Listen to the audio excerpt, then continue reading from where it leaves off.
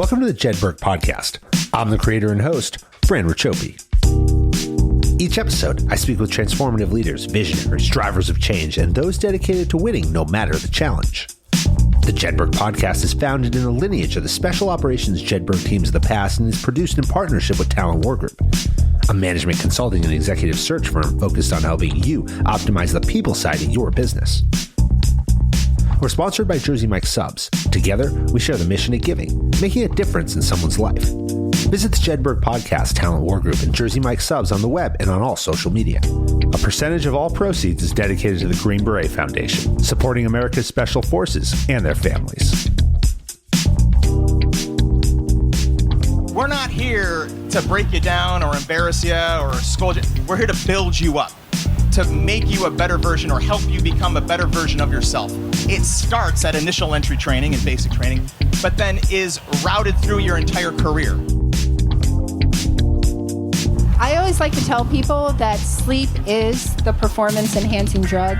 Absolutely true. The only time you secrete those anabolic hormones that help you recover and repair is actually at night when you sleep.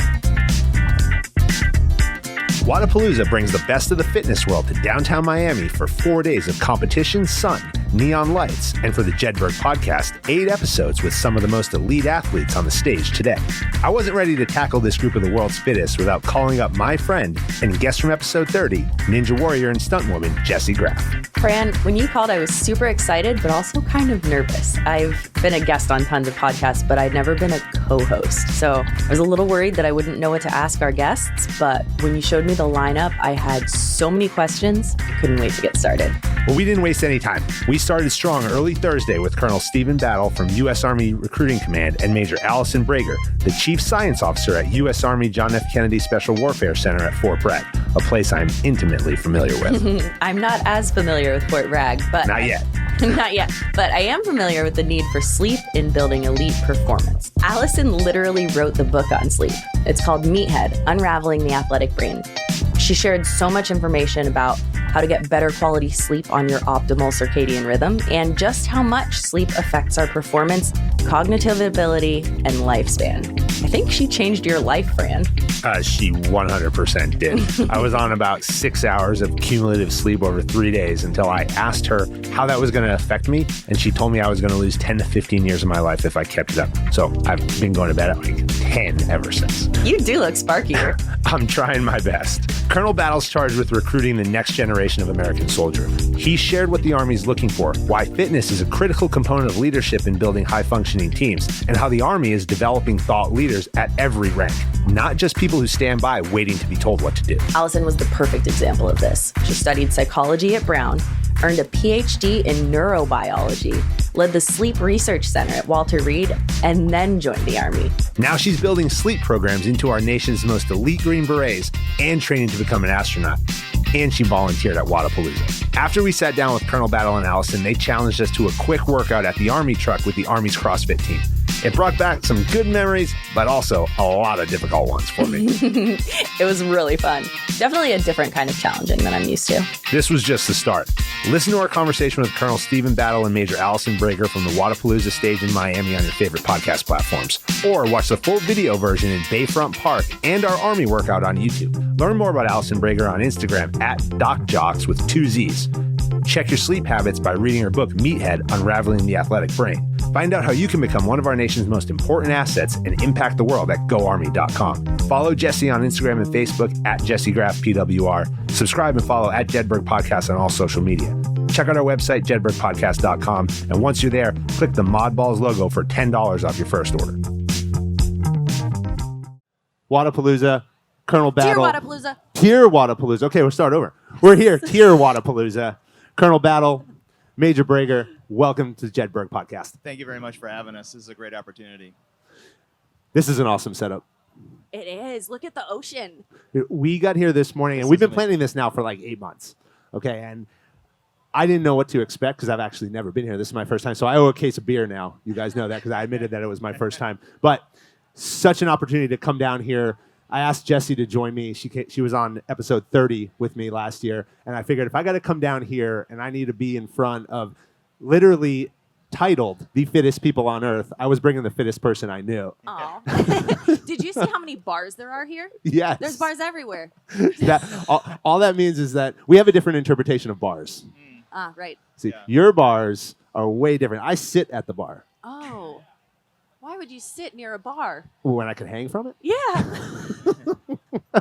We'll trade off on that. Okay. But let's get into it. I want to talk about a couple different things. So I want to start with the Army.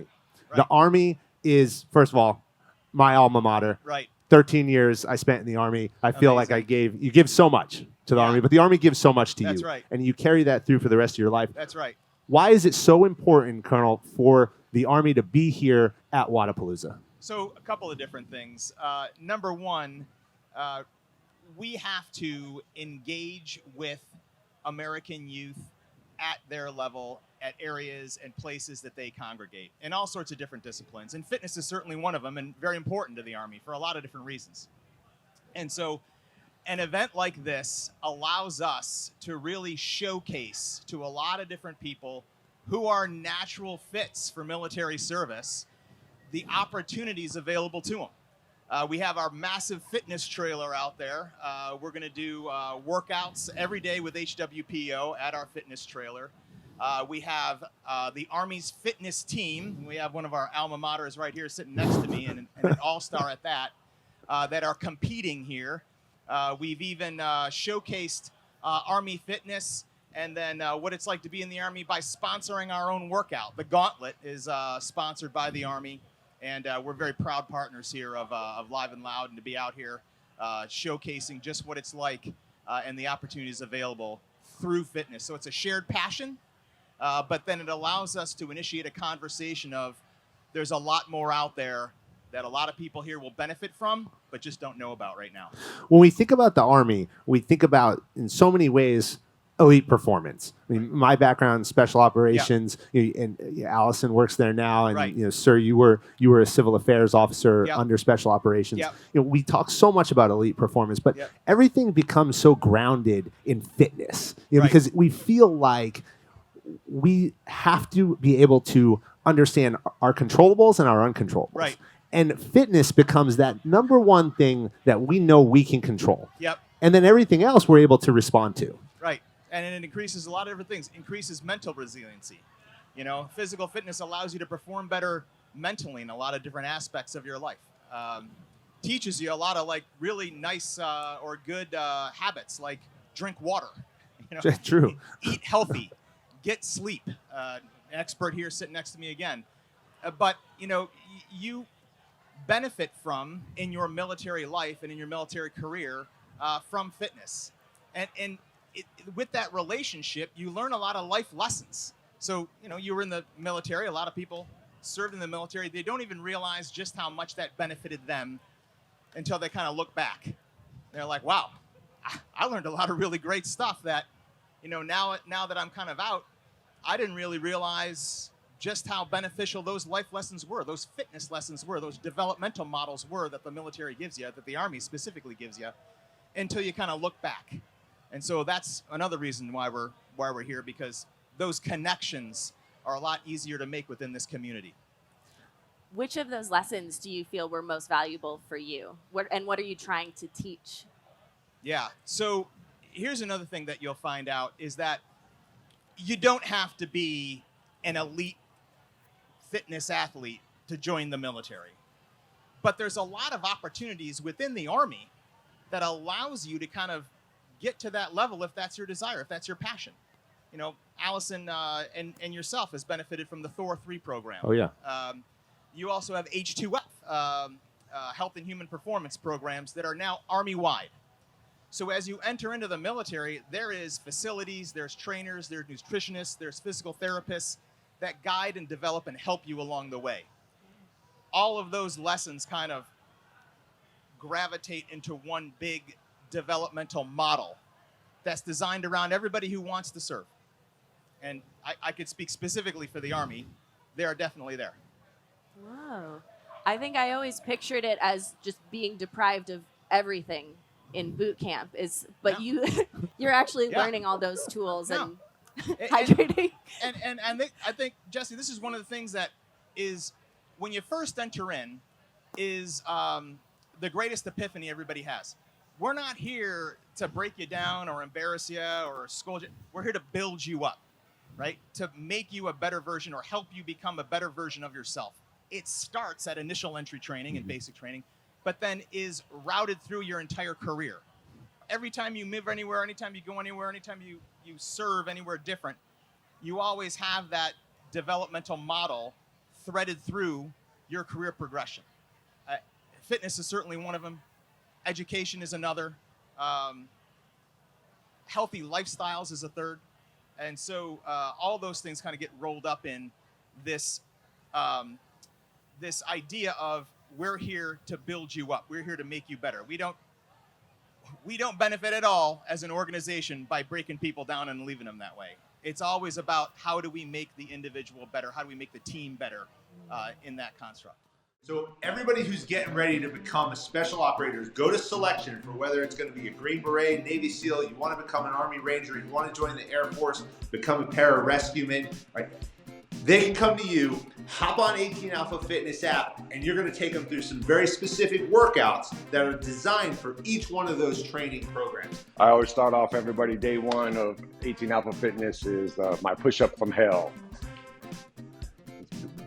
Spider-Man push-ups. So in a down position, your left knee comes to your left elbow. Right knee comes to your right elbow. Yeah. Next one is diamonds, everybody's favorite. And make sure you get that chest off that ground. All right, wide arm. Be on your knee. This is the knee one, but you're gonna go down and explode up.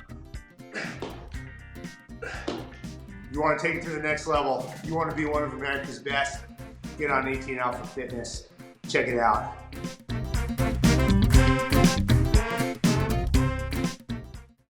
Well, and Allison's been a perfect and classic example of this. You got our greatest one of our greatest examples sitting next to me, and somebody that I have been privileged to know now for a couple of years. It's so important to understand that the Army cares about development of thought leaders and dynamic leaders. Right. And when we look at who's going to lead not only the Army, but our country into the next 10, 20, 30 years, we look at someone like Allison and we say, okay, went to Brown, had a PhD, was a professor, was a neurobiologist, and then says, now I'll join the Army. Yeah. But don't forget, two-time CrossFit athlete. Top 50 finalist on the Army's space program. That's true. Yeah, aspiring astronaut. Yeah. So talk for a second about, number one, the decision to make the jump over into the Army, but also the sleep research that you're doing, the importance of sleep on the development of performance, and then Jessie's going to be able to give her opinion on the necessity of 7 to 8 hours of sleep, because I'll give you mine on the 2 to 3 hours. Well, Jessie and I are definitely kindred spirits when it comes to getting 8 hours of sleep. So I had always had a propensity to serve, especially after 9/11. Most of my mom's family is from New York, New Jersey, so I saw the direct impact of 9/11 on my own family. Got recruited by the Army for college, but I graduated high school in 2003, and so my parents didn't think it was smart for me to go to the military at the time.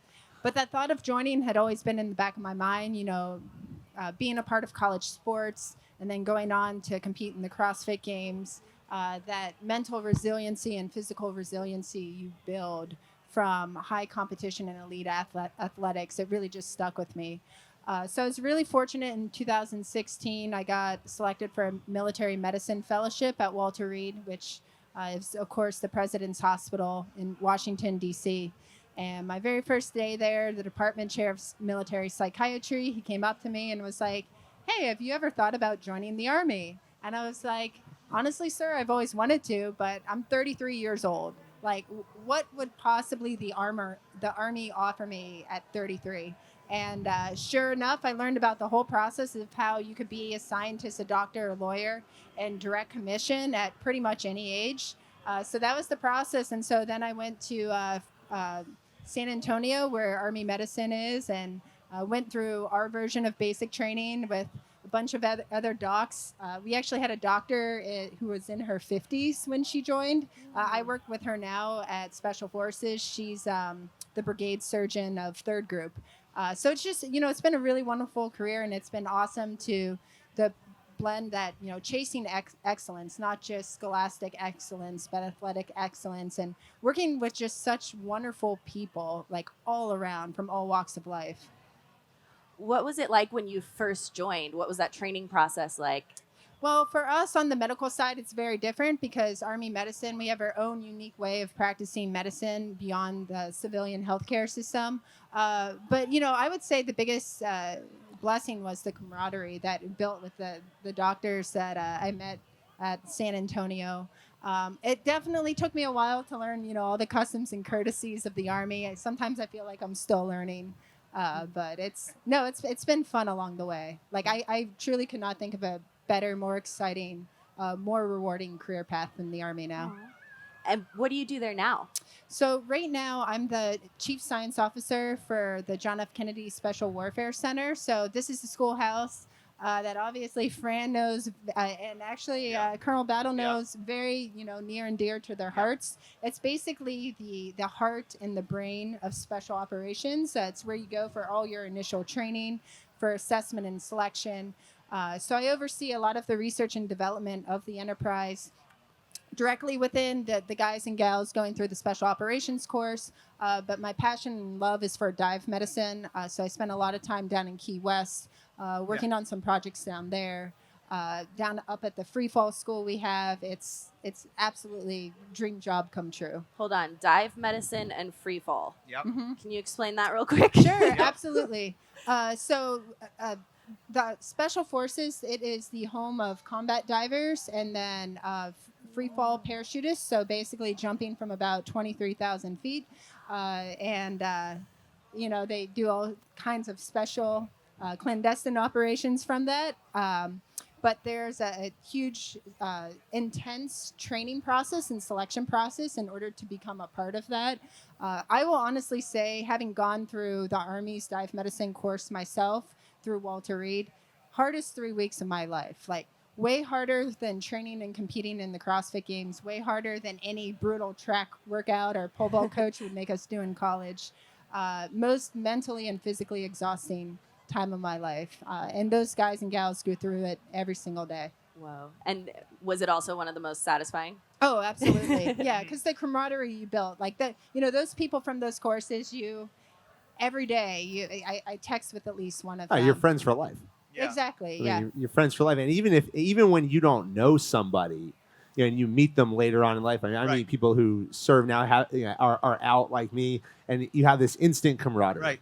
You understand immediately what it's gone through. Yeah. When we look to bring people into not only the Army, but when we look to build elite organizations, I'm interested from both of you into what are you looking for? We talk a lot on the podcast about these characteristics of elite performance, the characteristics that are used by Special Operations Command specifically to recruit, develop, and assess talent.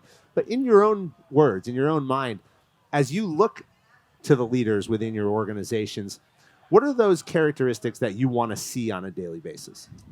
So there's like the official answer that I'll give you, right? And then the Then unofficial yours. answer, right? So, but they're both kind of the same. They just, one's fancier words and a shorter timeline, and the other one's probably longer and less fancy words. But, officially, we're looking for fit, resilient soldiers of character.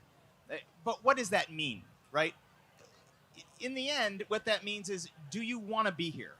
9 times out of 10, that's about it. Yeah. If you want to be here, if you really want to do this, we have a program for you. It doesn't matter who you are, doesn't matter where you came from, doesn't matter your gender, doesn't matter race, ethnicity, none of that stuff.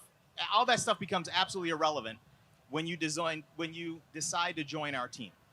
And when you do decide to join our team, you are embraced by a sense of community because everybody is just kind of like you. They all want to be there. And the program that we have helps you along that journey. I've been to a lot of different schools. In the sense of community here, you and I just talked not too long ago because we worked for similar people way back when it's like, yeah, I remember that guy. It was awesome. But as you go through it, that community helps you through, right? It's you just kind of lean on each other, and by leaning on each other, y'all make it together. And so that's a longer way of saying fit, resilient soldiers a character, but it's also kind of, I don't know, my version of it. Yeah. Yeah, I mean, it transcends too. And I think we did episode 75. I did it up in Boston with the Boston Fire Department. And the Boston Fire Department, since 9/11, has hired almost exclusively, not 100%, but well over 90% of their recruiting efforts have been veterans. Yeah. And the community that exists now within that fire department, because they all sit there and have come from a shared set of experiences, has not only brought them together as firefighters, but as an entire department that has unified a city. Yeah. It's interesting. No, it's funny you mentioned Boston Fire because that's my home. I have to. Well, so I've actually worked with Boston Fire Department over the years too. Yeah, absolutely agree there. So I would say it's also about chasing excellence. Ben Bergeron, he wrote this book a few years ago titled Chasing Excellence. And I think really that's what it comes down to is it doesn't matter at what stage you are in your career, whether you're young in your athletic warfighting prime or you're now in a leadership position, but you're doing something every single day to better yourself and to better the organization. I love that. That's my favorite. I want to hear more about how you use sleep to chase excellence, or how everyone can utilize sleeping skills Sure. to be more excellent. Well, I always like to tell people that sleep is the performance-enhancing drug. Absolutely true. The only time you secrete those anabolic hormones that help you recover and repair is actually at night when you sleep. How much would you say it increases performance? I would say with sleep, you are 100% effective. If you're not getting sleep. So here's the thing. We've actually done these studies in the Army with certain units where we've looked at sleep when they go out and do their training. We've studied sleep in soldiers around the world to include places like Antarctica. And we find that every time we do these studies, that if the soldiers are getting about 30% less sleep, they're only 50% combat effective. Whoa. So it's an exponential relationship. And we were actually able to use this data to change some of the Army policies on sleep. So this old field manual used to say that a commander or training officer must give their soldiers 4 hours of sleep a day. 4 hours a day. I've been to a lot of schools where I don't think that was applied. Well, I mean, in the cases of special forces, there's an assessment selection criteria for being resilient to sleep deprivation. But we have found through our studies that if soldiers are only getting 4 hours of sleep a day, they're only 15% combat effective. Wow. So, 15. So we were actually able to get this policy changed. It's now 6 hours. So in the new H2F training doctrine, it's now 6 hours because of this work. Right. And they're only about 50% combat effective, but certainly 50% is better than 15. Yeah. Wow. So if you're only getting 4 hours of sleep, you could have a 85% increase in performance by sleeping. Yes, absolutely. That sounds like a good supplement. Yeah. Unless you're, a mutant genetic specimen over here. I think he has a short sleep gene. Well, I wanted to ask you about that because when we talked the other day, you said that there's I guess for lack of a better term, there's a thing being a short sleep gene. I never heard about that. Yeah, so my background's in genetic screens and genetics, identifying genes that make people resilient under high stress. And a few years ago at Walter Reed, we found a handful of genes that make people resilient under crazy conditions of sleep deprivation. And so I think if I swabbed your cheek and did screened your DNA, I'm pretty sure I would find those mutations. But where you see these mutations, very small percentage of the population, and you're going to see it in more elite individuals, right? Because you have this whole assessment and selection where you are deprived of sleep deprivation or of sleep. You are deprived of nutrition. You're deprived of all these things in society that are necessary to get through this elite training. And so that's really where you would find those. Okay, so I'm going to put you on the spot now. I'm going to ask you what my current performance level is going to be, because the other day, so when we got here yesterday, all right, so the night before we came here, not last night, the night before, I never went to bed. The night before that, I slept for 3.5 hours. Last night, I went to bed at 2. I woke up at 6:30. I went to the gym, and I've only had a coffee today. Well, Where am I at? I mean, honestly, we can find out after this. We'll find out on my phone. So the Army and the Department of Defense, we actually have this app that we developed and transitioned to the public now. It's called Peak Alert. You go on, you do this small test of reaction time, and it tells you how much in the red or how much in the green you are. That is so and if cool. you're in the We're doing red, that. it gives you coffee and caffeine dosing schedules to get back or somewhat back into the green. But really only sleep can replace lost sleep. Yeah. So, Bottom line. Allison, both you and Jessie were pole vaulters, collegiate athletes at a very high level. You reference in your book Meathead, which is a great title, by the way. And I'm going to ask about that in a second. But you reference the athletic brain and this differentiation between, I'll say, everybody and those who have this, quote, athletic brain. Can you talk for a minute about that? And then how does that athletic brain then correlate to the fact that so many people at senior levels in Fortune 500 companies are collegiate athletes? Mm-hmm. They've gone on after that to do amazing things. And we see that with some of the senior general officers and senior non-commissioned officers in the Army. Why is that? Well, I think it goes back to what Colonel Battle said earlier about physically fit yielding mental fitness, because that's really what happens. Is there are unique and dynamic changes that happen in the brain, actual growth of brain areas, the speed of the connections increase, their resiliency to stress increases. There's just massive brain-wide differences that result from athleticism. And there really comes, there's some actual biological proof to that 10,000 hour rule. So if you look at the brain of an elite athlete versus an amateur athlete, because this has been done, so if you do a brain scan on an elite athlete, you will find that their brain is so efficient, right? They don't have to think about the complex movements that they have to do. They just act. It's very instinctive. And I think that skill set does translate when you've competed at that level and you've trained your body to that level. It translates to those other aspects of your life, especially if you played team sports, right? Like the beauty of doing team sports is you have to know how your teammates are doing that day. And if they're having a bad day, what can you do so that the whole team doesn't suffer? And I think that really does translate to how we interact and how we become successful in the military and in corporate America.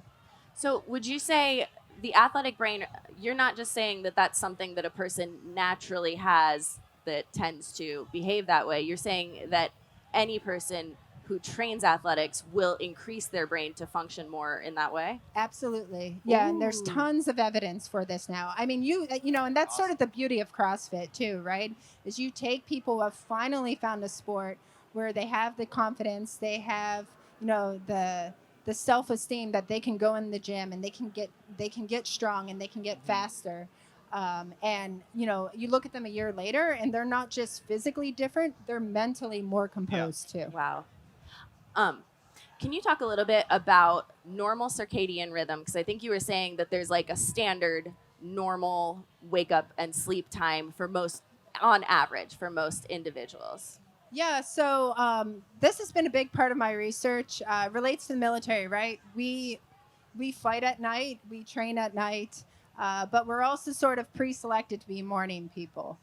So most normal people, I'd say 80% of the population, have this biological, genetically controlled rhythm where they are prone to wake up around 8 a.m., go to bed around 10 a.m., or 10 p.m., 11 p.m. I know some people, like over here, Colonel Battle, he is 100% a morning person. Yeah. I know this because when I was his company commander, I used to train with him early in the morning. Yep. I'm a vampire. 5:30. Yes, every morning at 5:30. 5:30. You left Wow. 5.5 hours on the table. Yeah. We gotta sleep, man. We gotta sleep. We learned that now in the Army. Exactly. It was hard for me to get to a schedule, but through discipline, I did. I'm a vampire. My parents are I'm not actually vampires, but I'm a night person. My parents are night people, but there's actual genetic coding for whether you're prone to be a morning person or an evening person. And I think if more athletes and high performers center their lifestyle and their careers around this concept, we would be so much more productive. Wow. So depending on your job and your necessity, you can force yourself into whatever rhythm you need to, but you're always going to perform better if you play to your body's natural inclination. Exactly. You can force yourself, but at some point it will break down. So I will say, like, even though I was training with him early morning, Right. If I didn't get that sleep, I was more prone to getting sick. I was more prone to having an off day. Wow. But yeah. I definitely found that for myself. Like, I've always known I need 8 hours a night. Like, I learned that in high school and have always stuck to it. But I also find that if I force myself to be on a schedule where I'm waking up at 6 or 7 in the morning, the second I have a day off, I will naturally sleep till 9 at least. Yeah, It's we're kindred spirits. Must be the pole vault, you know. Yeah. That sleep gene coincides with the pole vault gene. Exactly. Okay. Yeah, it's your Cool. next study. Now, and what was it that you were telling me about? Whatever your natural circadian rhythm is, tends to shift during teenage years. Yeah, so I was fortunate enough to work with Dr. Mary Carskadden when I was at Brown. That's how I got interested in sleep. She actually was in contention to get the Nobel Prize for this work. She is the reason why a lot of school systems around the country now have later school start times. Because one of the things she found years and years ago when she was at Stanford and then moved to Brown was that teenagers naturally have a delayed clock. So the more you go through puberty, the more your clock becomes delayed by as much as an hour to 2 hours. And so, most kids don't reach full development until they're like 19, 20. So there's a reason why in college, beyond just all the social stimulation, why it's easier to stay up that late at night. But we find if we align school start times with these later times where kids can actually sleep in, that they do perform better in school. And that's why a lot of public school systems have stuck to these later school start times today. Wow. If you are stuck on a crazy late schedule or crazy early schedule, are there ways that you can manipulate your outside environment to make it feel more like a natural circadian rhythm that would coincide with your body's natural tendencies? No, that's an excellent question. And it's honestly this right here is sunlight is the best way. So that's something we do. I do a lot of work with professional sports teams and collegiate teams, especially now with the merge of the Big Ten conference with the Pac-12 conference. And we've been telling a lot of these collegiate athletes, when you are traveling to the West Coast and you have to have this game that's 3-4 hours outside of your normal sleep cycle, get up early in the morning, go out, stretch, be in the presence of sunlight, because that's the only way you can ever adjust. What if you are on a schedule where you have to wake up at like 4 a.m. to go to a job? Could you get one of those sun lamps and just turn it on at 4 a.m. every day so that your body thinks it's later? So actually, I feel like you're looking for some answers to solve a problem you might have. Yeah, I gotta be ready. Well, that's actually what I had to do when I was training with him at 5:30, because I Really? lived about 45 minutes away, so I'd have to wake up at 4 a.m. I had no idea that you were going through And, that. Thank you very no, much for it's your okay. sacrifice. Now that the truth comes out. It comes out now. Thank you for your sacrifice. Sure, I've been standing tall for 30 minutes became waiting for better you. because of that. Yeah, we became better. Well, I because was of his that. company commander then. I wasn't going to complain to any No, I problems. But no, it can definitely help you. And it's anything that mimics sunlight, sunrise, sunset, is going to improve your sleep. Easiest thing you can do. Wow. Okay, so if I want to be going to sleep earlier, one of the big things I can do is get a sunlight to start early in the morning to make sure my body knows it's daytime, even though it's not quite daytime yet. Yep, that's And then first step. Turn the lights off really early. Maybe even blackout curtains in the evening so that it can get dark. Yeah, or leading up to bedtime, maybe an hour before, you start dimming the lights. So I think I talked a lot when we had our pre-call about melatonin, and dim light releases melatonin, which helps us fall asleep. And that's honestly doing this simple strategy of manipulating light schedules can help people around the world. We did this years ago with the Ranger Regiment when they were overseas. We went out there, showed them how to manipulate their schedule so that they could better operate while they were there. Do those blue light glasses work if you need to be on your phone or doing emails? Like my best work time seems to be, this is terrible, but in bed right before I go to sleep. Like I love having my laptop open. Well, you're and a night owl. sending emails. I get it. My best work time is 10 p.m. too. My creative juices get flowing at 10 p.m. So do the blue light glasses help with that? They do, yeah. The only thing is know that it can't replace stimulation. So, like, basically, if you're working up all the way to bed, you're putting yourself in a position where you're not going to get as good of sleep. But starting to wear blue light blocking glasses after the sun sets, perfect. Oh, would you just like wear them around the house in the evening then? Yep. Yeah. I mean, they're super fashionable now. I have a pair from Felix Gray. It's. Whoa. Okay. I need to try that. Definitely going to try that because I would love to shift my schedule a little bit earlier and just be more used to that. Get more daylight.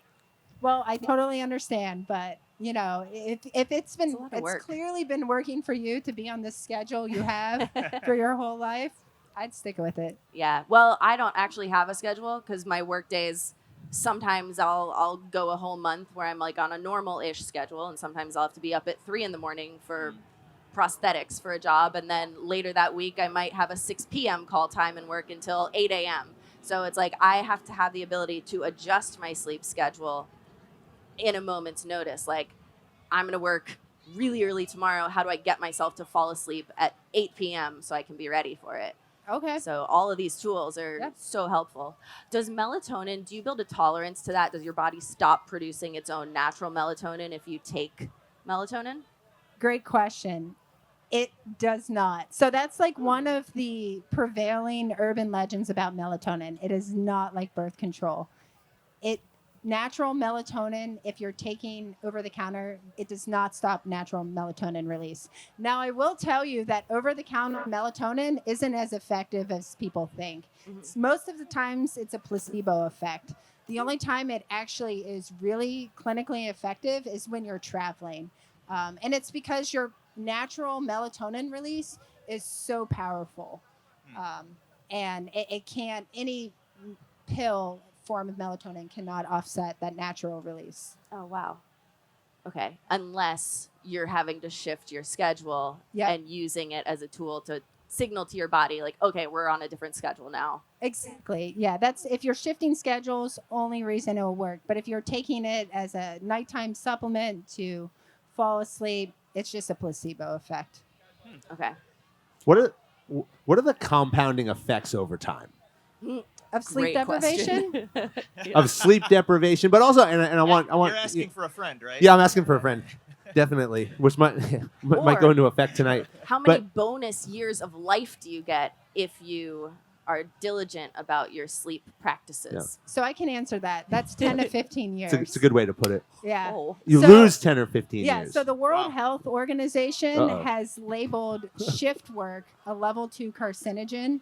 And there are studies now to show that shift work takes anywhere from 10 to 15 years off your life. Oh my gosh. True story. Look it up on the CDC's website. Wow. But is that something that they could compensate for if they're really diligent with their light practices? Yeah, so it's one of those things like, it's not a hard and fast rule, but if you're doing things to sort of offset the consequences of sleep deprivation, then it can work. That's actually something we did with the Boston Fire Department is we sort of went around to their major training bases and firehouses and set up their environment in a way where they can at least try to calm down in between their work calls when they're doing their 24-hour and 48-hour shifts. And I want to ask you, sir, the Army has put a lot of focus over the last 20 years on dispelling and reducing the compound effects of what we call high operational tempo, high battle rhythm, lots of deployments. That's right. Can you talk for a minute about, now as we go into a period of time where there's no defined conflict, you spoke about what we're looking for in the next generation of leaders, the investment that the Army is willing to make and is going to make in developing people of character to lead our nation. How are we preserving them to keep them operational and operating at that peak level for the duration of what can be a 10, 20, 30-year career? So you got a great example sitting right next to me. What are we doing about it? We're taking some incredibly bright minds and paying very, very close attention to this subject. And the stuff that Allison's mentioning now, that stuff didn't exist 15 years. I went to it wasn't there. I mean, I'm going to date myself a little bit. I went to Army Ranger School in 1994. None of this stuff that she's talking about existed, right? None of it. It didn't exist in 2004 when I went. And so the application now of human performance and digging really deep into what does it take, how do we build an individual to perform better, is the entire investment, right? I mean, and this is another great example of just what it means to serve. Not only are you taking people with incredibly intelligent minds, and I keep on pointing to Allison here, but she's sitting right next to me, and be a great example, is that you get to make a difference. I mean, the work that you do makes a real difference in so many different people's lives, but your country's life. I mean, the performance that you enable, as you enable soldiers to perform better, they're doing a better job overseas. They're doing a better job making a difference in someone else's life. So you're making a difference on 2, 3, 4 levels you don't even see. And so the investment, the science, the technology, the performance studies, those have really come around, I would say, very recently, although I'm, again, dating myself. Yeah. It's probably about 10 years now. But that's what everybody can kind of expect now. You know, this dispels so many myths and urban legends and stuff like that about what it means to be in the Army. They think, oh, I'm going to go there, I'm going to get screamed at by a drill sergeant, then you're going to starve me, and then I'm going to go and, you know, serve overseas. I'm going to have some sort of weird stuff when I come back. And the reality is much, much different. Instead, you go to basic combat training, and you slowly but surely become developed over time. Almost 100% a product of our investment in those subjects. Us taking individuals with incredibly bright minds and then empowering them to do studies, empowering them to make decisions and counsel senior leaders, so that this now becomes a standard way of life. Yeah, so I imagine after you've spent all those resources building strong leaders, it would be great to keep them alive 10 to 15 years longer. That's right. I mean, it's just that adds wisdom to your force. That adds experience to your force.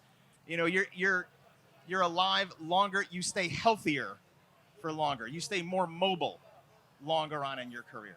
You know, and all those things are so unique.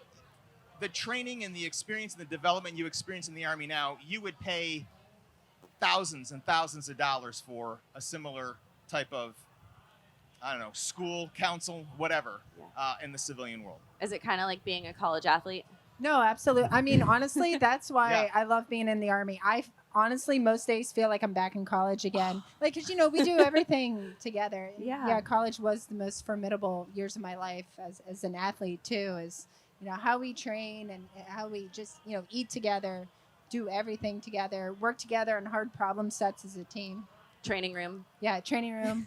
You really do. I don't know if you have access to it. Go visit her in Fort Bragg and go see the next Thor time 3 you're facility. there. We'll come. It will blow your mind. Not just the weight room, but the nutritionists, the physical therapist, the active recovery process that you go through, and all the equipment that's designed around those models. It'll absolutely blow your mind. Yeah, let's set it up. We were just there. We were there a couple months ago. We had Lieutenant General Ken Tovo, retired now, former U.S. Army Special Operations Commanding General. We sat down with him in the museum, in the Special Warfare Museum, right there at Bragg. So we close every episode of the Jedburgh podcast with what I like to think is a simple question, but everybody looks at me kind of blankly at first. But we talk about habits. We talk about foundations. Everything that you both talked about here today has so much to do with the foundation that we build for ourselves over time that allows us to sustain and to operate at an elite level throughout our life and our career. The Jedburghs in World War II had to do three things that you're both very familiar with, but they had to do them as core foundational tasks, habits. They had to be able to shoot, they had to be able to move, and they had to be able to communicate.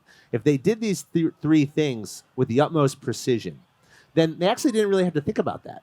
They could put their attention on more complex challenges that came their way, primarily sabotage and subversion operations to not allow the Germans to reinforce the beaches in Normandy, which is a great task. What are the three things that you each do every day to set the conditions for success in your world? Am I starting? Okay. Sure. So 3 things I do routinely every day. Or if and I'll tell you, if I somehow get knocked off my game and I don't do these things, I'm at a point now where I just don't feel right about myself for the rest of the day. So number 1, and this goes back to sleep, I go to bed at 8. I wake up at 4:20. That's 8 hours, give or take. I drink, gosh, I don't know how much, at least 3 liters of water every day. And I try and eat maybe 4 or 5 meals every day. I learned that in my service. Like, I didn't pick that up in high school. If I don't do that, you don't feel right about yourself anymore. So you do that long enough, right? And you're just kind of in a habit, and make that habit a routine, and that routine helps kind of drive your performance throughout life. You and I had two of the same 3 core foundational. Hey, you got to go visit the True. truck. I got a job for you, right? Oh, there we go. I do. I got a job. We got a job for you. I'm excited to find out what that means. Yep. Over 150 different types of jobs in the Army, so I'm going to find one for you. We'll find one for you. Allison. 3 things I do. Obviously, sleep. Doesn't matter where I am, traveling around. I always try to get 8 hours of sleep. Doesn't matter. If I can't get 8 hours that night, I make sure I take a nap, at some point throughout the day. I've been known to do that in the office too. But hey, I have communal nap time. Like my She soldiers says and that I. now that she's Yeah. out of command. Yeah. I say that now. She's not working for you Yeah, anymore, now so that now she's she out can of disclose that. I sleep in my office most of the day. Yeah, no, we used to have communal nap time. I'd be like, okay, guys, I'm taking a nap. You guys want to take a nap? And we'd all just, chill out for 20 minutes. Other thing I have to do is, this is more mental resiliency, and it's just like always try to be a good person. It doesn't matter how stressful a situation is, just always try to have empathy and put that person's perspective into their perspective into the universe, and just try to be a good person. I love And that. then the third thing I would say, my wife kind of thinks I'm crazy about this, but I have athletic greens. And I swear by my athletic greens. I bring them everywhere with me.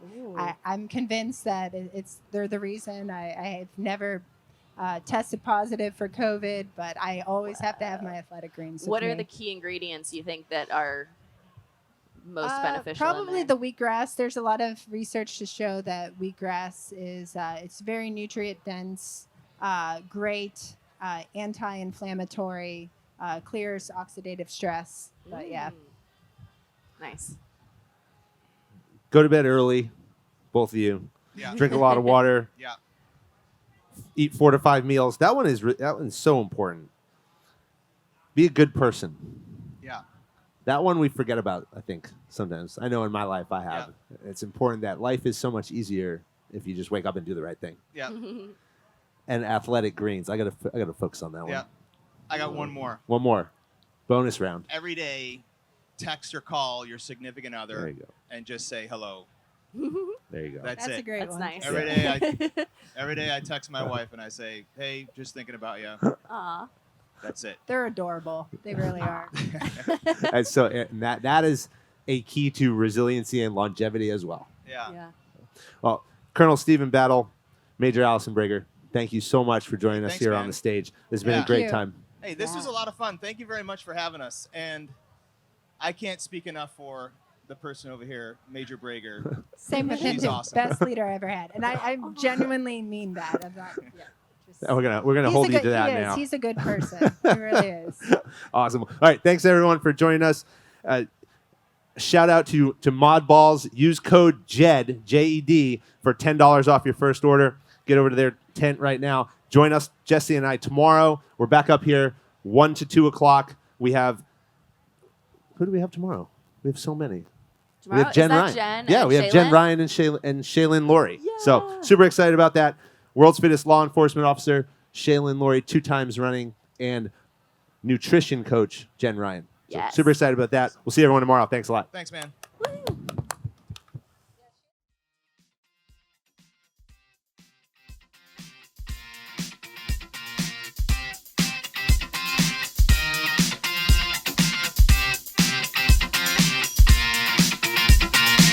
American Jedburghs went out to form the foundation of the United States Special Forces and the Special Activities Director to the Central Intelligence Agency. Thanks for listening to the Jedburgh Podcast. I'm your creator and host, Fran Racioppi. Join us next week for a new episode on Apple, Spotify, or wherever you get your podcast. Check us out on YouTube for full episodes, highlights, and other behind-the-scenes content. If you like what you heard, give us a like and leave a review. Follow me, Fran Racioppi, Talent War Group, and our sponsor Jersey Mike Subs on LinkedIn, Instagram, Facebook, or Twitter.